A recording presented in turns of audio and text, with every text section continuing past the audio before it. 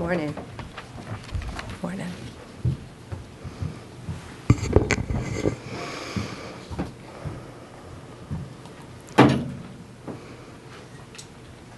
Good morning.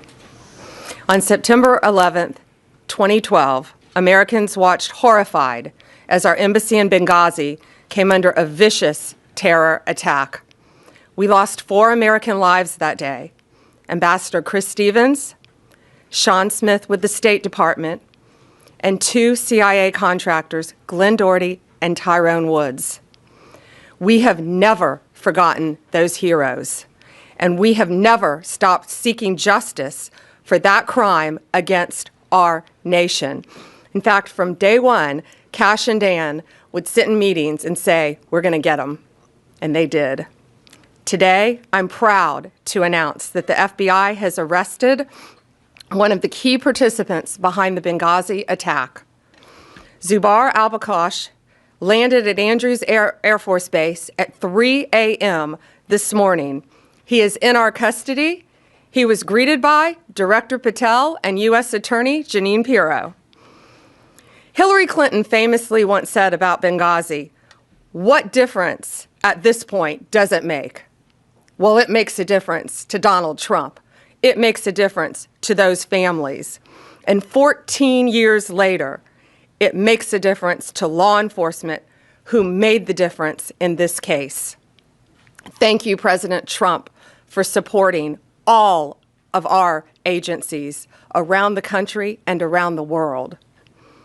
Al-Bakosh will now face American justice on American soil. We will prosecute this alleged terrorist to the fullest extent of the law. He'll face charges related to murder, terrorism, arson, among others. Let this case serve as a reminder. If you commit a crime against the American people anywhere in this world, President Trump's Justice Department will find you. It might not happen overnight, but it will happen. You can run, but you cannot hide. We are immensely grateful to our partners, especially at the State Department and the CIA, who lost lives in the Benghazi attack. Director Patel and the FBI agents did tireless work to track and arrest this man. I want to thank everyone standing behind me, all the agents who worked so great with our lawyers, with our national security lawyers, and around the world to bring this terrorist to justice. And I have a statement to read from Director Radcliffe. He wanted to be here. He couldn't be here. He's busy protecting our world. He's deeply grateful for the relentless efforts of the Department of Justice and the FBI to bring justice to the individual allegedly responsible for the death of Americans in the horrific 2012 Benghazi attack. CIA and the nation will never forget the extraordinary services and sacrifices of Tyrone Woods and Glenn Doherty, who gave their lives in defense of others and exemplified the very best of our agency. I'd now like to turn it over to Director Patel for remarks, and I again want to thank him for his relentless work in this case. General, thank you. And I want to steal one of your lines. Never forget. Pam never forgot. The president never forgot. This FBI never forgot. And certainly U.S. Attorney Pirro never forgot. When an act of terrorism of this magnitude strikes at the heart of our nation, we go to work. President Trump has given us the full resources at the FBI and across the interagency to make sure we deliver justice. And Pam, you're right. Dan and I did sit down early on about this to bring justice, but you led the effort. You brought together the interagency. You said we are going to get this done because no one agency alone can do it. So we are thankful to have an Attorney General at the Department of Justice who works together with every single cabinet secretary and enforce the law. What you saw today, and I want to get, or what you're going to see today, I want to address in a minute, but I want to remind the folks out there the work of this Department of Justice. We were here just a few short months ago talking about how we were going to raise the RFJ for another violent offender on the run, Ryan Wedding. And what did we do under Attorney General's leadership? And what did we do when President Trump said, go get the worst of the worst? We captured him. We captured together, under President Trump's leadership, 6 of the FBI's most wanted fugitives in 1 calendar year. To put that in perspective, that is 2 more than the entirety of the prior administration. And you cannot do that alone at the FBI. You have to have an attorney general and a Department of Justice willing to prosecute, willing to go to the 4 corners of the earth and make sure we deliver justice. And that's what we're doing here today. I was at the airfield with U.S. Attorney Pirro earlier this morning when we did the formal foreign transfer of custody of Bakush into U.S. custody to face prosecution under her auspices and her office. And the Department of Justice are going to execute justice for the fallen. As a young prosecutor at CTS in the National Security Division, I worked on the Benghazi case. This was very near and dear and personal to me. We lost 4 brave Americans in Chris, Sean, Kyle, and Steve. And we can never, ever, ever forget them. Ever. And we will not. In order to put something like this together, it doesn't happen overnight. The FBI's hostage rescue team, the FBI's critical incident response group, our special flight operations unit, and countless others, along with the agents in the New York field office who never forgot Benghazi and never let the world forget it, endured over a decade to bring yet another terrorist who killed 4 Americans to justice. That is a relentless pursuit of mission. That can only happen when you have an interagency who's willing to get after it. I'm extremely thankful to the CIA and Director Ratcliffe and our other law enforcement partners for making sure that the world knows that if you kill an American citizen in an act of terrorism, we will hunt you down. We will bring you to justice, and you will face justice here in America, not in another court and not in any other proceeding around the world, but here. You killed our own, so we are going to take it to the streets to make sure you are held accountable. Once again, I'd really like to thank the entirety of the FBI, headquarters divisions. There are so many moving pieces to actually execute a foreign transfer of custody. And now we're talking about the 7th, the 3rd in just a couple of weeks. And I don't know if that has ever happened before in U.S. history. It's happening because President Trump backs the blue. President Trump has given law enforcement the resources we need to take the fight across the world. And the Attorney General has been relentless in her mission to make sure that these victims are remembered and that we bring them some semblance of peace by bringing those who killed their loved ones to justice. It's a little full circle for me. Yes, then Director Deputy Bongino and I did sit down and said, how are we going to get this guy? How are we going to find the individual responsible for the Benghazi attacks? And we sat down with Jeanine Pirro, and we sat down with the AG and her team and the Deputy Attorney General. And every single day, every single week, we talked about how we would do it. And we're here today because we have an interagency that is led by superior individuals who have one shared goal: protecting America and our lives and our future. And to any others out there who wish to do harm, especially commit acts of terrorism here and around the world, this is the feat you will meet. You will not be forgotten by us. We will chase you down. And it is a privilege and an honor to be the director of the FBI and come full circle for me, especially on this Benghazi case, especially with the families I know so well. And for me to you, the families, I just want to personally say, I continue to pray for you. I hope that we can give you a little bit of peace in the utmost difficult of times when you've lost loved ones. And I just want to thank President Trump for delivering that peace and that modicum of justice. Thank you, Attorney General. Thank you, Director. Thank you, Director. And it's now my honor to introduce the woman who will be prosecuting this alleged terrorist, U.S. Attorney Jeanine Pirro. Thank you, Attorney General. 14 years ago, Americans watched in horror as a scene unfolded in a foreign land, in one of the most dangerous places in the world for Americans, Benghazi, Libya. An American ambassador, elite military personnel, and a State Department employee were all violently murdered. For 13 hours, the American cavalry never came. For 13 hours, they waited for help that never came. Today, President Trump is making sure that American justice is coming for those individuals responsible for the deaths of those 4 Americans. Bakush is now on U.S. soil because of the President, Attorney General Pam Bondi, and Kash Patel. The FBI, the Department of Justice, never forgot. There are prosecutors in this room right now who have been in the office for 13 years and have consistently handled this matter in this case.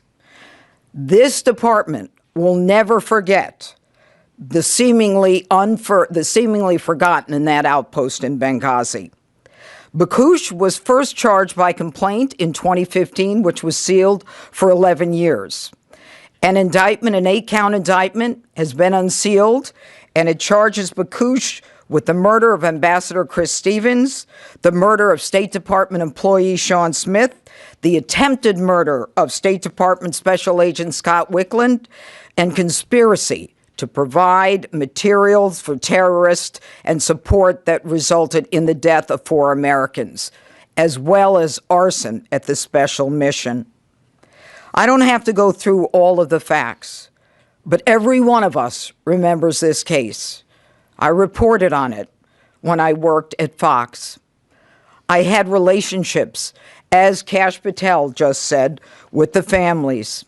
And last night, as soon as they were in custody, because of Pam and because of Kash, we had a limited unsealing order from Judge Cooper that allowed me to speak to the family members to let them know that justice was coming for Bakush.